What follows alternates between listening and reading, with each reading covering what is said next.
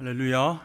네, 오늘도 주님께서 주신 말씀을 통해서 우리의 심령이 위로함을 받고 새 힘을 얻는 귀한 시간 되시길 축복합니다. 우리가 살아가면서 모든 사람들에게 사랑과 인정을 받는 것은 아니죠.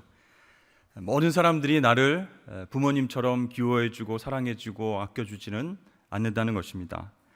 점점 살아가면서 그것을 깨닫게 됩니다.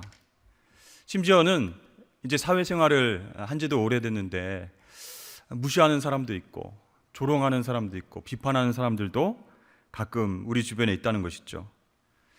때로는 사랑하는 사람에게서도 이렇게 비판을 또 조롱을 무시를 당하는 일들이 종종 있습니다. 자, 다윗과 사울의 관계 여러분 잘 아시죠? 그 관계를 통해서 이 다윗은 오늘 말씀 보니까 지혜롭게 행하였더라. 굉장히 스트레스 받고 무시당하고 조롱받고 그렇게 힘든 상황이었음에도 불구하고 어떻게 지혜롭게 행동할 수 있었는가 함께 생각해 보았으면 좋겠습니다.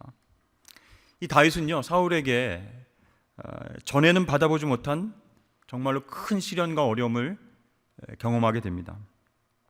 부당한 대우를 당합니다. 다윗은 분명 바른 길로 갔고 고든 길로 갔고 의로운 길을 가면서 블레셋과 싸우면서 이스라엘을 지키려고 노력했는데 사울에게 전혀 이해할 수 없는 수많은 저주와 욕설을 받고 생명까지 위협받는 그런 어려움을 당하게 됐습니다.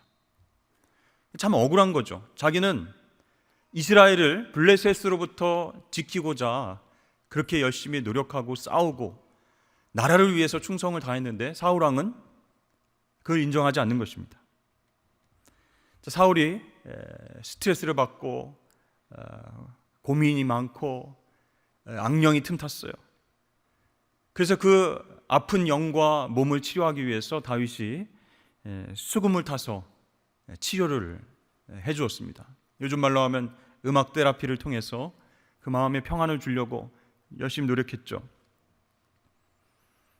그렇게까지 열심히 사울 왕을 섬겼습니다. 다윗이 왕 앞에서 거짓말 한 적도 없고 교만하지도 않았고 항상 겸손하게 진실하게 행하고 나라를 위해서 싸워왔습니다. 그리고 왕의 건강을 위해서 수금도 탔어요. 근데 그에게 돌아온 것은 결국 중상모략과 비판과 욕과 저주, 생명의 위협이었어요. 그래서 다윗이 이 상황을 도저히 이해를 못하겠는 거예요. 친구 요나단에게 이렇게 묻습니다.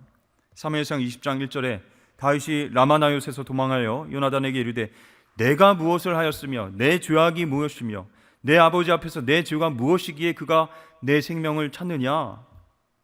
왜 나를 죽이려고 하는지 모르겠다. 친구 요나단에게 네 아버지 왜 그러냐 하고 물어보는 거예요. 그러니까 이유를 알 수 없는 고통과 어려움이 우리 인생 가운데 찾아올 때가 있습니다. 근데 그 고통보다 더 힘든 것은요, 외로움이에요. 억울함이에요. 이거를 호소할 때도 별로 없고 풀어줄 사람도 없고 그렇습니다. 이게 계속적으로 반복되면요, 상처가 돼서 그 인생이 점점 불행해지게 된다는 것이죠. 근데 반대로 이러한 어려움을 지혜롭게 잘 극복하면 오히려 더 성숙한 사람이 될 수 있는 계기가 된다는 것입니다. 그 차이가 어디 있을까요? 이런 고통과 어려움과 외로움과 억울함, 상처 속에서 느껴지는 불행을 성숙한 사람으로서의 계기로 만드느냐 아니면 더 불행한 인생으로 만드느냐, 그 차이점은 바로 하나님을 떠나 있느냐 하나님과 함께 있느냐, 그 차이입니다. 저도 이제 목회하면서 상담을 좀 해보면요, 그분에게 큰 상처가 있어요. 근데 그 상처가 그분을 정말 겸손하게 만들고 그것 때문에 하나님을 더 붙잡게 되는, 그래서 성숙하는 계기가 되는 그런 케이스가 있어요. 그래서 그분에게 있어서 그 상처는 그 인생에 있어서 보약이 되었구나. 반면에 비슷한 상처임에도 불구하고 그 속에서 삶의 안타까운 찌꺼기로만 남아있는, 그걸 극복하지 못하고 그 안에서 계속 힘들어하며 살고 있는 그런 분들도 발견하게 된다는 것이죠. 자, 그런 분들은 어떻게 살아가게 될까요? 굉장히 냉소적이고 비판적인 말과 행동을 하게 됩니다. 그래서 살아갈 때 좋은 일도 없고 기쁜 일도 없어요. 누가 이렇게 축하합니다, 축복합니다, 이렇게 마음을 써서 얘기를 해줘도 굉장히 방어적입니다. 공격적입니다. 무슨 뜻이 있어서 저러나 하면서 의심하고 굉장히 날이 서서 그렇게 방어를 하죠.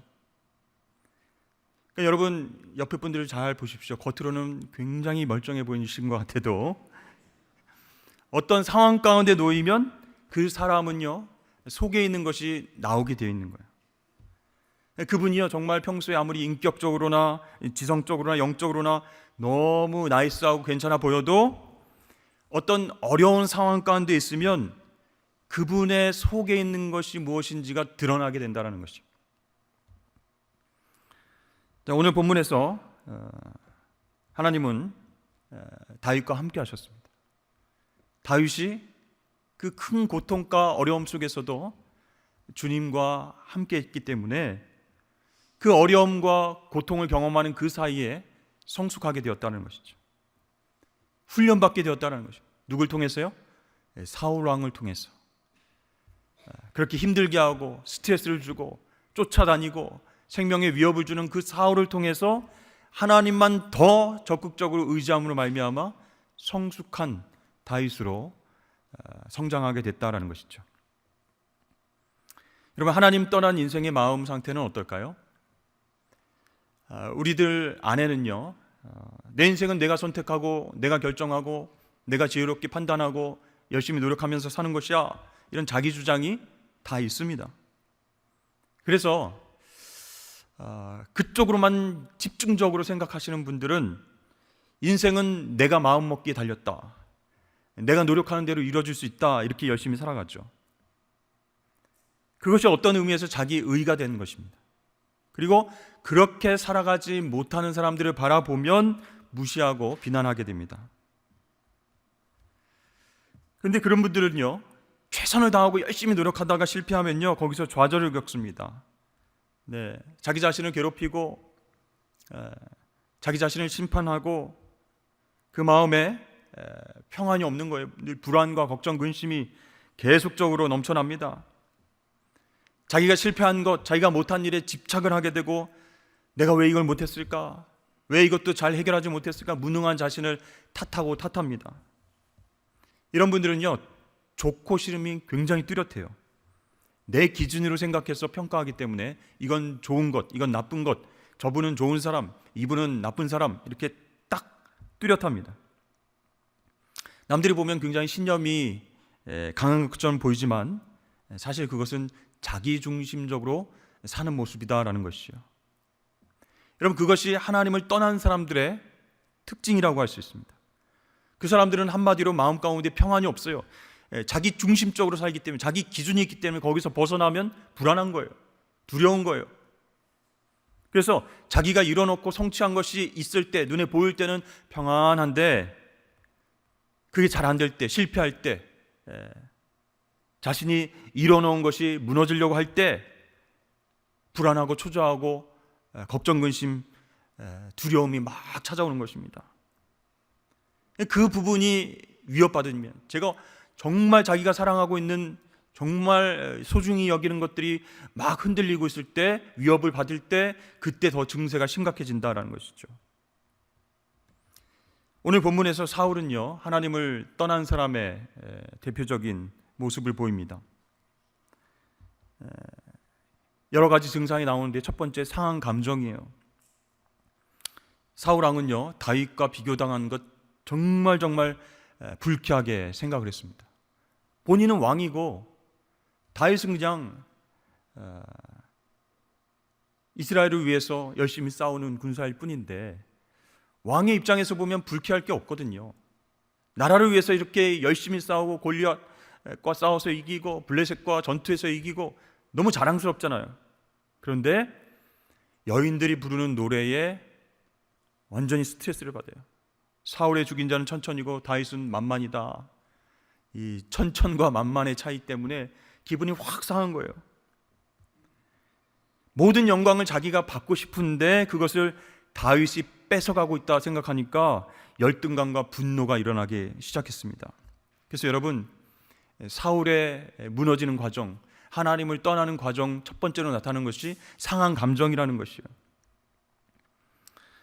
여러분, 마음이 상하면요, 우리 주변에 일어나는 사건이나 그 사람에 대해서도 다르게 바라보게 된다는 것이죠. 해석이 달라지는 거예요. 기분이 좋고 나쁨에 따라서 똑같은 대상, 똑같은 환경에 대해서도 완전히 다르게 해석하는 거예요. 그러니까 자기가 기준이 되니까 자기 감정에 따라서 기분이 좋으면 좋은 환경, 기분이 나쁘면 나쁜 환경, 기분이 좋으면 좋은 사람, 나쁜 사람, 이렇게 달라집니다. 그래서 여러분, 상한 감정은 그때그때 잘 풀어야 됩니다. 근데 안타까운 것은 상처에 의한 상한 감정은 잘 풀어지지 않는다는 것이요. 그 감정이 내 속에 머물러서 계속적으로 심하게 작동하면 기분 장애가 일어난다, 이렇게 얘기를 합니다. 기분 장애라고 하는 것은요, 어떤 문제가 탁 터지면 거기에서 발생된 그 자신의 기분이 계속적으로 남아있는 것이에요. 그래서 이거를 좀 바꿔보려고, 기분을 바꿔보려고 노력을 해도 안 되는 거예요. 그때 받았던 나쁜 기분과 상한 그 감정이 계속적으로 유지되는 것이 기분 장애인데, 이것이 성격 장애로까지 이어질 수 있는 그런 인격의 어떤 형성 과정에서 안 좋은 부분이 된다는 것이죠. 그때는요, 자각 증사가 없어서 기분이 나쁜지도 감정이 상했는지도 모르는 겁니다. 그래서 그냥 기분이 상하면요, 옆에 있는 사람이 나쁜 사람이 되는 거예요. 기분이 정말 안 좋으면요, 상처를 받았다 하면요, 주변의 환경이 나쁜 환경이 되는 거예요. 그래서 하나님을 떠난 사람, 하나님의 은혜가 없는 사람이 기분이 상했다라고 하면 굉장한 어려움을 겪게 된다라는 것이죠. 사실 우리가 살다 보면 비교를 당할 수 있지 않겠습니까? 잘생긴 사람, 못생긴 사람, 키가 큰 사람, 키가 작은 사람, 이게 눈에 보이는 것으로 비교를 어쩔 수 없이 할 수가 있어요. 근데 하나님을 떠난 사람은 어떻게 받아들이냐? 그것 때문에 기분이 굉장히 안 좋아지는데 그걸 계속 가지고 있는 거예요. 모든 일마다, 모든 일어나는 환경 속에서 주어지는 일들마다 상처를 받고 잘못된 반응을 하고 잘못된 응답을 하고, 그래서 성격 장애로까지 나아갈 수 있다는 것입니다. 두 번째, 하나님을 떠난 사울의 특징이 무엇인가? 분노라는 거죠. 사울이요, 그냥 화를 낸 게 아니고 힘이 놓였습니다. 감정 처리가 안 되니까 분노하는 것으로 이어지는 것이죠. 여러분, 분노할 수 있습니다. 예수님께서도 성전에서 돈을 바꾸고 재물을 가지고 장사하는 그 모습을 보고 화를 내셨어요. 분노하셨어요. 근데 분노 자체는 죄가 아니지만 그것을 해소하지 못하면 죄로 이어질 수 있는 가능성이 있습니다. 분노의 여러 가지 종류가 있는데요, 일시적으로 한 번 일어나는 것을 분노라고 하고, 그 다음에는 분개라고 합니다. 분개는 한 번 화가 나면 잘 가라앉지 않고 오래 가는 거예요. 또 하나 격분이라고 하는 것이 있는데, 이것은 뭔가를 때려 부숴야 해결되는 거예요. 그땐 격분이라고 하는 거예요. 마음에 상처가 되어서 남들을 때려야, 그래서 상처받고 무너지고 애구애구하고 넘어져야 해결된다, 이렇게 생각을 하게 되는 것이죠. 그래서 이제 현대인들은 분노 조절 장애가 있는 사람들이 많다고 그러죠.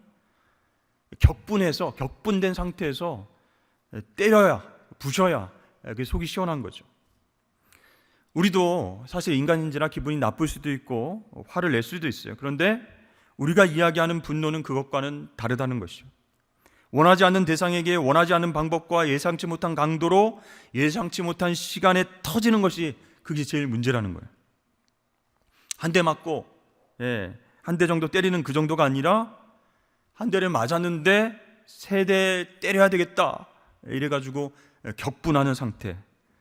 그건요, 한 대는 맞았는데 세 대를 때려야겠다, 그런 생각은 두 대만큼 해결되지 못한 감정의 찌꺼기가 남아있다는 것이죠. 그런데요, 우리 모두가 다 같지가 않기 때문에 화를 내고 화를 어떻게 처리하는지 그 방법들이 다 다르다는 것이죠. 뭐 때려 부수는 사람이 있는가 하면 뭐 말을 안 하는 사람이 있고, 화나면 따지는 사람이 있고, 어떤 사람은 자기 자신을 막 이렇게 때리는 사람도 있고, 어떤 사람은 조목조목 따지면서 나는 잘못한 것이 없다, 그렇게 사람의 마음을 파고들면서 이야기하는 사람도 있습니다. 전부 화를 내긴 내지만 형태가 다 다르다는 것이죠. 사울은 어떻게 했습니까? 다윗을 보니까요, 이게 막 격분 상태가 온 거죠. 그렇죠? 쟤를 죽여야지 내가 살 수 있겠다. 그래서 음악 테라피를 하면서 띠리링 하면서 좋은 찬양을 연주하고 있는데 그냥 거기에다가 창을 집어던지는 것이죠. 사무엘상 18장 11절 말씀에 보면 내가 다윗을 벽에 박으리라 이렇게 격분하고 있어요. 참 이해가 안 가죠. 다윗이 자기를 도와주고 살려주려고 노력하는 용사인데 마음의 충동이 일어나는데 그게 절제가 안 되니까 그 분노가 격분 상태가 돼서 죽여야 되겠다 생각하고 창을 던지는 거예요. 이런 사울의 모습은 집착하는 것으로 또 특징이 나타나고 있습니다. 이게 문제에 묶여서 이걸 감정적인 이 분노의 감정을 해결하지 못하니까요, 늘 그 다윗과 문제와 모든 것을 연관시켜서 해석하고 받아들입니다. 저 녀석 때문에 내 왕위가 불안불안하고 저 녀석 때문에 내 아들 요나단이 왕이 안 될 수도 있다. 모든 것을 연결시켜서 격분하는 거예요. 그러면서 집착하는 형태로 나타납니다. 이 집착하는 상태는요, 상한 마음과 포로된 마음과 묶인 마음으로 표현하고 있어요. 처음에 상한 마음은요, 자각 증세를 느낍니다. 아이고, 내가 마음이 조금 상처를 받았구나. 이 문제를 내가 놓을 수도 있고 붙잡을 수도 있어요. 하지만 그것이 심해지면요, 포로된 마음, 묶인 마음이 됩니다. 그러니까 자각 증세를 느끼면서도 그 문제를 제어할 능력을 발휘하지 못하는 거예요.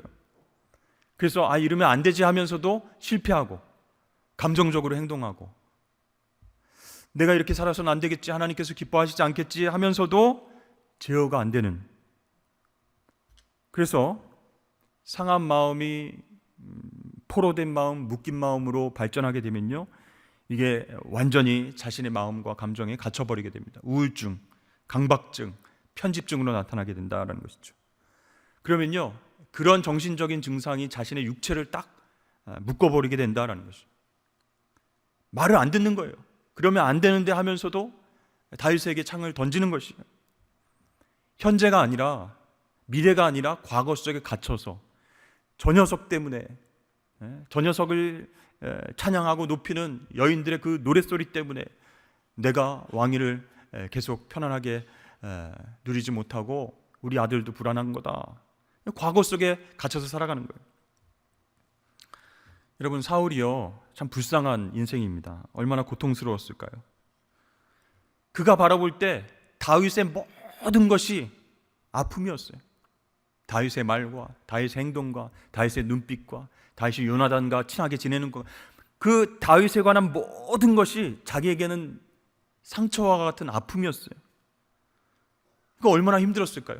그런 상한 마음을 가지고 세상을 바라보고 다윗을 바라보고 해석을 하고 그렇게 움직이려고 하니까 이게 확대 해석하면서 자기는 버림받았지만 하나님께서 다윗은 선택하셔서 저 녀석이 왕이 되면 안 될 텐데 계속 과거에 집착하면서 격분하면서 분노하면서 살아가게 됐다라는 것이죠. 그러면서 불안과 두려움은 점점 심해져 갔습니다. 다윗을 쫓아가서라도 죽여야 되겠다, 추격대를 만들기도 했죠. 여러분, 상처가 해결되지 않은 사람은요, 인생의 목표가 달라집니다. 하나님께서 사울을 왕으로 세우실 때는 하나님을 잘 섬길 뿐만 아니라 하나님 맡기신 백성들을 사랑하고 잘 섬기고 잘 돌봐라, 그런 사명이 있었어요. 그러나 이 사울이 상처가 생기니까요, 목표가 달라졌어요. 그 인생에 있어서 가장 큰 목표가 무엇이 되었습니까? 다윗을 죽이는 것. 하나님이 원래 세워주셨던 왕으로서의 목표를 잃어버리고 새로운 목표가 생긴 거예요. 다윗 죽이는 것. 여러분, 그래서 하나님을 떠난 사람들, 하나님이 없는 사람들은요, 정상적인 목표를 갖고 살지 못하게 되는 거예요. 자신에게 상처를 준 그런 대상이 있으면 그 대상을 완전히 없애든지, 완전히 상처를 주든지, 자기가 완전히 지배하든지, 그럴 생각만 하고 있다는 것이에요. 여러분, 그렇게 되면 누가 제일 좋아할까요? 네, 마귀 사탄이 제일 좋아하죠. 잘 됐다. 상한 마음 지금 치료하지 못하고 있구나. 하나님을 떠나고 있구나. 내가 들어가야지. 악한 영이 들어오는 거예요. 미혹을 하는 것입니다. 다윗을 죽여야 돼. 다윗을 죽여야 돼. 여러분, 마귀 사탄을 우리가 예수의 이름으로 한번 쫓아내면 그 다음에는 안 찾아올까요? 아리는 거예요. 기회만 바라보고 있는 거예요. 그 마음이 또 상한 감정으로 어떻게 격분하고 있는가, 틈을 보고 계속적으로 우리를 공격하고 있다는 것이죠. 우리의 내면이 제대로 치료되지 않으면, 그 상한 감정이 치유받지 않으면 마귀가 항상 옆에서 역사한다는 거예요. 마귀가 거짓말하고 이간질하는 자이기 때문에 우리의 분별력을 흐리게 하고 진실을 왜곡시켜서 더 미워하게 하고 더 죽이고 싶은 마음을 생각하게 하고 그렇게 끔찍한 상상을 하도록 한다라는 것이죠. 여러분, 그러나 하나님은 이런 연약한 우리를 잘 이해하고 계시기 때문에, 또 우리를 사랑하시기 때문에 제멋대로 살게 하지 않으십니다. 우리 안에 하나님은 영과 말씀으로 찾아와서 우리를 회복시켜 주신 줄로 믿습니다. 그 기회에 하나님 말씀을 탁 붙잡아야 돼요. 내가 내 노력으로 상한 그 감정의 모든 상처들을 치유할 수 없으니 하나님 나를 붙잡아 주옵소서 하고 말씀을 붙잡아야 돼요. 성령의 도우심을 간구해야 돼요. 그때 치유받지 않으면 마귀 사탄에게 이용당할 수 있다는 것이죠. 여러분, 무엇이든지 불평으로 시작하고 자신을 비관하면서 세상을 다 잿빛으로 바라보는 사람들이 있어요. 마귀 사탄이 그 사람의 말과 행동과 모든 습관을 그렇게 묶어놓은 것이에요. 그때 여러분, 우리는 포기해서는 안 됩니다. 하나님의 영, 성령께서 우리를 도우시려고 역사하실 때, 말씀의 빛을 비추어 주실 때, 그때 아멘 하면서 붙잡고 순종하십시오. 그러면 우리 마음속에 있는 쓰레기들이 한꺼번에 처리되고 깨끗한 마음으로 변화될 줄로 믿습니다. 이 사울은요, 근데 안타깝게도 그렇게 하나님의 영, 하나님 말씀 붙잡지 못했습니다. 문제를 계속 반복하는 거예요. 상처받은 것을 그대로 가지고 있으면서 어떻게 하면 내 원수를 죽일 수 있을까? 창을 계속 던지는 거예요. 여러분, 사울은요, 자신의 받은 상처에 그 창을 뽑아서 다윗에게 던졌습니다. 그러면 자기가 받은 상처의 그 구멍들은 스스로 아물까요? 그게 아니죠. 그 자리에 상처가 남는 거예요. 더 크게 곪게 되는 거예요. 그것을 자각하지 못하고 계속해서 자신이 받은 상처의 창들을 뽑아서 던지는 거예요. 이러한 사울의 모습은요, 나중에 딸 미갈에게도 영향을 줬습니다. 미갈이 다윗과 결혼하지 않았습니까? 하나님의 법궤가 들어올 때 다윗이 너무 기뻐서 막 춤을 추다가 바지가 내려갔어요. 그것도 알지 못하고 막 기뻐서 찬양을 하고 있는데 미갈이 어떻게 했습니까? 다윗을 바라보면서 비난을 했어요. 무시하고 멸시했습니다. 여러분, 이 미갈의 모습이 그냥 생겼을까요? 사울이라고 하는 아버지의 상처, 치유받지 못한 그 분노, 그런 것에 영향을 받게 되어 있다는 것이죠. 이 미갈의 모습이요, 사람을 깔보고 비난하고 무시하고 낮춰보는 것, 그리고 평소에 사울 왕이 다윗을 얼마나 무시했습니까? 그러니까 그 딸이었던 미갈도 다윗을 우습게 여기는 거예요. 사울로부터 온 거예요. 아버지로부터 온 거예요. 그 후로 다윗은 미갈과 함께하지 않게 되었습니다. 그럼 반대로 여러분, 하나님과 함께하는 믿음을 가진 다윗은 어땠습니까? 고통과 무시를 당했지만 그 삶을 바로 세울 수 있었던 이유는 하나님께서 그와 함께하셨기 때문이고, 하나님이 그 삶 속에 도와주시고 힘주시는 것을 붙잡았기 때문이다라는 것이죠. 여러분, 이것을 오늘 본문 말씀에 보면 하나님이 지혜롭게 하셨다. 그래서 다윗은 지혜롭게 행동했다 이렇게 얘기하죠. 하나님이 지혜를 주신 거예요. 그와 함께 하셨기 때문에 그 고통과 어려운 상황 속에서도 말로 실수하지 않고 행동으로도 실수하지 않고 자신의 상처를 분노로 나타내지 않고 그렇게 하나님의 은혜를 경험하게 됐다라는 것입니다. 여러분, 다윗, 하나님은 선하십니다. 하나님은 나와 함께 하시는 산성이 되십니다. 이렇게 하나님 말씀이 그 인생의 기준이 되니까 힘들고 어려운 순간 속에서도 실패하지 않게 된 것이에요.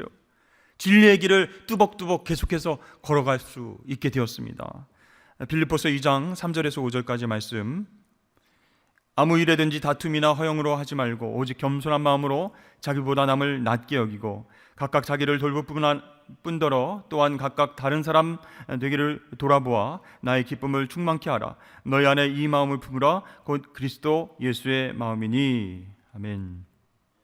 우리가 그리스도 예수의 마음을 품으면요, 다툼이나 허영으로 하지 않고요, 누구에게나 상대방을 대할 때 자신의 상처와 판단으로 대하지 않게 된다는 것이죠. 자신의 마음대로 할 때는 육체의 열매가 맺히고, 그러나 하나님 말씀대로 살 때는 성령의 열매가 여러분 맺히게 될 줄로 믿습니다. 그래서 우리 모든 상황 속에서 지혜롭게 다윗처럼 행동하려면 어떻게 해야 될까요? 하나님, 제가 지금 어떤 말을 했으면 좋겠습니까? 하나님, 제가 이 상황 속에서 어떻게 행동하면 좋겠습니까? 이렇게 한 번만 물어보시고 말과 행동을 하실 수 있기를 바랍니다. 믿음대로 살아야 믿음의 역사가 나타나는데 우리는 마음대로 살면서 믿음으로 산다 이렇게 착각하고 있어요. 그래서 우리가 하는 말과 행동이 정말 하나님 기뻐하시는 것인지, 아니면 내 상처와 내 감정에 의한, 내 가치관에 의한 그런 행동을 하는 것인지 한번 살펴봐야 됩니다. 하나님을 떠나지 않는 하나님의 사람은요, 상처와 아픔이 생길 수는 있지만 그 하나님 말씀 의지하기 때문에 그 삶 속에서 성령의 열매, 생명의 열매를 맺게 된다라는 것이죠. 로마서 12장 3절 말씀에 보면, 너희 각 사람에게 말하노니 마땅히 생각할 그 이상의 생각을 품지 말고 오직 하나님께서 각 사람에게 나눠주신 믿음의 분량대로 지혜롭게 생각하라. 지혜롭게 생각하라. 생각도 착각도 자유입니다. 마음대로 하면 다 되겠지 생각하지만 성경에서는 그렇게 얘기하지 않았어요. 지혜롭게 생각하라, 그렇게 권면하고 있습니다. 그래서 여러분, 가장 가깝다고 생각한 남편이나 아내, 우리 자녀들에게 가까우니까 이런 말을 해도 되겠지, 오히려 상처가 된다는 것이에요. 그러나 하나님의 사람은요, 가까운 사람일수록, 사랑하는 사람일수록 하나님 말씀이 기준이 되어서 묻고 또 묻고 그리고 행동하고 말하게 된다는 것이죠. 여러분, 다윗 입장에서 생각해 보세요. 사울을 얼마나 죽이고 싶었겠습니까? 2번이나 죽일 기회가 있었는데 그렇게 안 했습니다. 어떻게 그럴 수 있었을까요? 그냥 뒤에서 칼로 싹 베면은 죽일 수 있었는데 그렇게 하지 않았어요. 그 순간에 하나님께 여쭤본 거예요. 기도한 거예요. 하나님, 어떤 말과 행동을 기뻐하실까? 그리고 성령의 인도하심에 따라 행동했기 때문에 그는 나중에 많은 백성들에게 인정받는 이스라엘의 왕이 되었다라는 것이죠. 여러분, 하나님과 함께하는 사람은요, 묵묵히 자기의 길을 갑니다. 힘들고 어렵고 괴로울 때라도 하나님 동행하시기 때문에 신뢰하면서 묵묵히 자기 길을 가는 거예요. 그래서 나를 무시하는 상대, 나에게 상처를 주는 사람, 정말 나를 힘들게 하는 환경이 있을지라도 선을 행하다가 낙심하지 말라라고 하는 그 주님의 말씀을 의지하면서 그 말씀 붙잡으면서 묵묵하게 앞으로 전진해 나가는 것입니다. 그것이 믿음 있는 사람이고 그 인생 가운데 하나님이 있는 사람의 모습이다라는 것이죠. 여러분, 다윗에게 볼 수 있는 굉장히 중요한 점은요, 언제나 하나님을 찬양한 것이다라는 것이었어요. 정말 힘든 상황 속에서, 굴 속에서, 정말 죽을 뻔한 상황 속에서 찬양한 것이었습니다. 찬양할 때 우리 속에 있는 더러운 것들이 다 떨어져 나갑니다. 하나님을 높이는 행위이기 때문에 그래요. 그래서 우리 마음의 치유제고 보약이 됩니다.